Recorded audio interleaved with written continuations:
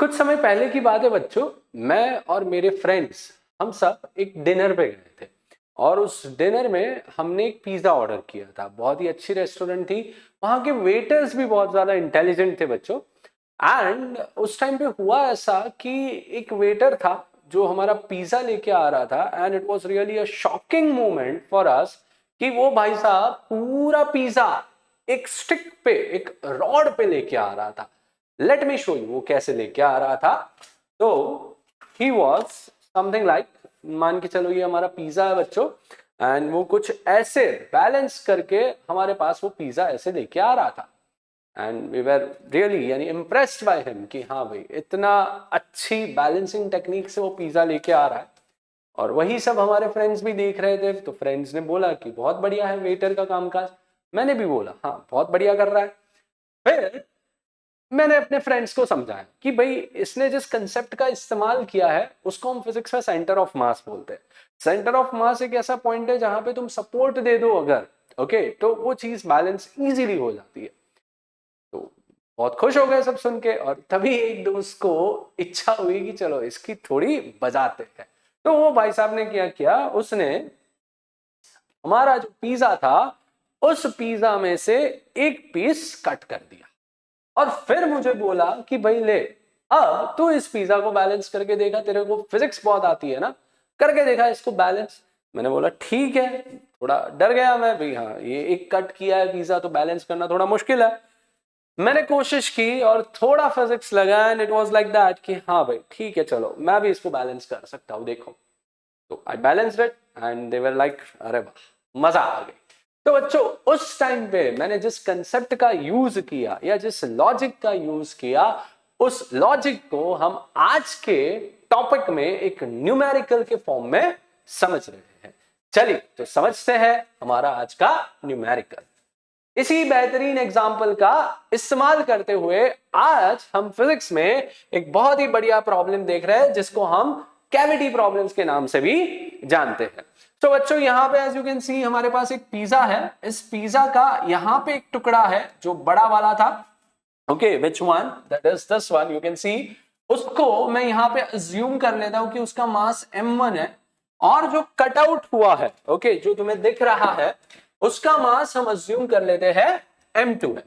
तो मुझे कहीं ना कहीं जो ये रिमेनिंग पोर्शन था इसका सेंटर ऑफ मास निकालने को बोला था। ओके, चलिए तो कैसे इसका सेंटर ऑफ मास निकाल सकते हैं, तो बड़ा सिंपल सा फंडा है कि अगर हम सेंटर ऑफ मास का फॉर्मूला देखें तो दैट इज इसका मास m1 है, तो लेट्स से m1, और उसका जहां पे सेंटर ऑफ मास लाई कर रहा है, लेट्स से यहां पे कहीं पे लाई कर रहा है, तो उसका पोजीशन कोऑर्डिनेट, ओके, किसका, तो दैट इज m1 का हो जाएगा।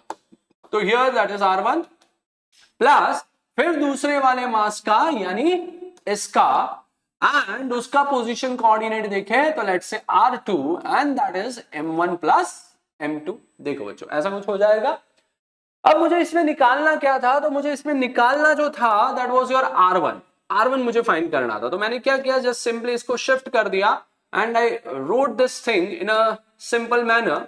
ओके, तो that is m1 r1। Okay, सबसे पहले बच्चों यहाँ पे जो m1 प्लस m2 है वो टोटल मास है, तो मैं पहले उसी को लिख देता हूं m1 r1 plus m2 r2 which is equals to m1 plus m2 which will make your total mass into rcm. So further we can write this as m1 r1 which is equals to m of rcm minus m2 r2। Okay, और फिर further अगर लिखे तो r1 equals to m rcm minus m2 r2 divided by we can say it as m1। देखो ऐसा कुछ बन जाएगा इक्वेशन हमारा। ओके, तो मैंने इसी इक्वेशन का इस्तेमाल किया या लॉजिक लगाया। ओके, कैलकुलेशन तो बच्चों मैंने नहीं की थी उस टाइम पे, बट इसी इक्वेशन या इसी कंसेप्ट का इस्तेमाल किया और इसका कहीं ना कहीं सेंटर ऑफ मास सोचा कि कहां आ सकता है, और वो मैंने फाइंड आउट करके वहां पे बैलेंस आउट किया। तो बच्चों अब इस फॉर्मूला का यूज करते हुए हम एक पीवाईक्यू सॉल्व करते हैं। This is a PYQ of 23rd Jan first shift 2025। बढ़िया सा पीवाईक्यू है। इस पीवाईक्यू के साथ साथ मैं तुम्हें यह भी समझाऊंगा कि शॉर्टकट का इस्तेमाल कैसे करना है। ठीक है, चलिए तो let us start with the question. क्या बोला है क्वेश्चन में कि हमारे पास एक डिस्क है जिसका रेडियस है 20 सेंटीमीटर और उसके अंदर से मैंने एक सर्कुलर होल कट किया है। This is the hole which is been cut out and हमें ऐसा बोला है कि ये जो कट आउट पोर्शन है वो इस प्रकार से कट किया है that it touches the edge of the disc. Okay, वो डिस्क की एज को टच कर रहा है। ठीक है, चलिए तो अब इस फॉर्मूला को कैसे यूज करना है वो समझते हैं। बट उसको समझने से पहले बच्चों हमें इन दोनों के मासेस की जरूरत पड़ेगी, तो सबसे पहले उसी को निकाल लेते हैं, फिर आगे हम क्वेश्चन को सॉल्व करते हैं। मासेस को ढूंढने के दो तरीके हैं, either you use mass density, अगर मास डेंसिटी नहीं पता बच्चों तो यूनिटरी मेथड का भी इस्तेमाल करके तुम इसको सॉल्व कर सकते हो। कैसे, चलो देखते हैं। सो लेट्स से ये पूरी डिस्क है, इस पूरी डिस्क का अगर मैं रेडियस कंसिडर करूं तो दैट इज 20 सेंटीमीटर। ओके, तो इतने एरिया में जो पूरा मास है वो है m। ओके, इतने एरिया में जो मास है वो हमारा m है। अगर मैं बोलूं बच्चों यूनिट एरिया में मास कितना हो जाएगा तो that is I can write it as m by pi 20 का स्क्वायर। देखो इतने में इतना तो यूनिट में कितना तो इतना, तो अगर मैं बोलूं ये कटआउट पोर्शन में मेरा कितना मास होगा, यानी इस वाले पोर्शन में कितना होगा, दैट इज पाई स्क्वायर में मेरा कितना होगा। Okay, so what I just need to do is as per the logic I need to multiply this thing, और इसको जैसे ही हम मल्टीप्लाई करेंगे तो वो जो इसका मास मिल जाएगा बच्चों, पाई से पाई तो कैंसिल, और ये 5 का स्क्वायर है तो दैट 5 स्क्वायर को अगर हम लिख दे तो दैट इज 5 इंटू 5 और नीचे 20 इंटू 20, दिस गोज फॉर 4 जा, तो that is you can say that it will be m by 16। देखो ऐसा कुछ आ जाएगा, यानी कि हमारा जो ये कटआउट वाला पोर्शन है दिस वन, इसका मास बच्चों m बाई 16 है। ठीक है, तो अब देखो ध्यान से देखना, अब हम क्वेश्चन को सॉल्व कर देंगे, 2 ही मिनट में हमारा क्वेश्चन सॉल्व हो जाएगा। अगर मास ढूंढ लिया तो हमारा मोस्ट ऑफ द काम हो गया। इसका मास हो गया m बाई 16, इसका मास क्या हो जाएगा बच्चों m माइनस m बाई 16, यानी कि 15 m बाई 16, क्योंकि बचा हुआ तो पूरा यही मास है। ओके, तो वो मास हो गया 15 m बाई 16। ना अब फॉर्मूला को कैसे यूज करना है ध्यान से सुनना। तो जो भी बचा है, ओके, जो भी बचा हुआ पोर्शन है जिसका हमें सेंटर ऑफ मास ढूंढना है, ओके, वो कैसे निकाला जाएगा, सिंपल, सबसे पहले पूरे के पूरे डिस्क का मास लो इनटू जो पहले पुराना उसका सेंटर ऑफ मास था वो ले लो। ओके, पूरा डिस्क का मास फिर उसका जो पोजीशन वेक्टर है पुराना वाला वो लो, माइनस जो तुमने मास रिमूव किया वो ले लो। ओके, रिमूव किया उसको ले लो, मैं उसको r से डिनोट कर देता हूं, और उसका जो सेंटर ऑफ मास आ रहा है उसके कोऑर्डिनेट्स को ले लो, डिवाइडेड बाय जो पूरा मास था उसमें से जो तुमने रिमूव किया वो।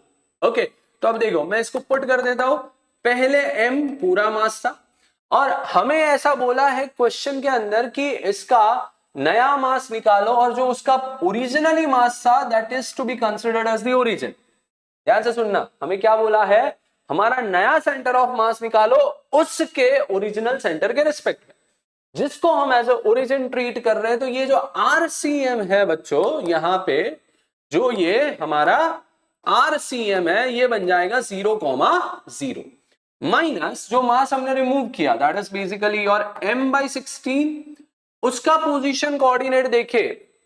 ओके, तो उसका रेडियस है 5 सेंटीमीटर। ओके, तो यहां से अगर मैं कंसिडर करूं तो ये 5 सेंटीमीटर के बराबर है बच्चों, यहां से ये पूरा 20 के बराबर है, तो इधर से ये दूरी अगर हम देखें तो ये दूरी कितनी हो जानी चाहिए, तो 20 में से 5 को हटा दे अगर, तो कहीं ना कहीं इसका जो कोऑर्डिनेट है वो हो जाना चाहिए बच्चों 15,0। ओके, तो अगर मैं इस रिमूवल वाले पोर्शन का कोऑर्डिनेट लिखूं तो I will write it as 15,0 divided by जो हमारा पुराना मास था उसमें से m बाई 16 को माइनस कर दो। ओके, तो अब मेरा जो नया कोऑर्डिनेट आ जाएगा वो क्या आ जाएगा बच्चों, तो minus m by 16 divided by 15m by 16 into 15,0। Okay, तो ये तो कैंसिल हो गया, तो further if we solve is minus 15। Okay, m को भी उड़ा ही दो, तो ये m को भी हमने उड़ा दिया, 1/15 कॉमा 15 कॉमा 0। इंडिविजुअली अगर 15 से दोनों को डिवाइड कर दे तो आर कोऑर्डिनेट इज -1 कॉमा 0 हो जाएगा। -1 कॉमा 0 का मतलब क्या हुआ? तो इसका मतलब हुआ बच्चों कहीं ना कहीं हमारा जो ओरिजिन है उसके लेफ्ट हैंड साइड पे -1 कॉमा 0 पे मेरा centre of mass remaining portion का लाई कर रहा है। तो इसी प्रकार का बच्चों मैंने कुछ लॉजिक लगाया था, मुझे पता था कि सेंटर ऑफ मास इस साइड आना चाहिए, तो मैंने वहीं पे ट्रायल एंड एरर किया और वो पिज्जा को मैंने बैलेंस करके दिखाया। तो इस प्रकार से बच्चों रियल लाइफ में तुम फिजिक्स के न्यूमेरिकल्स को कनेक्ट कर सकते हो। ठीक है, चलिए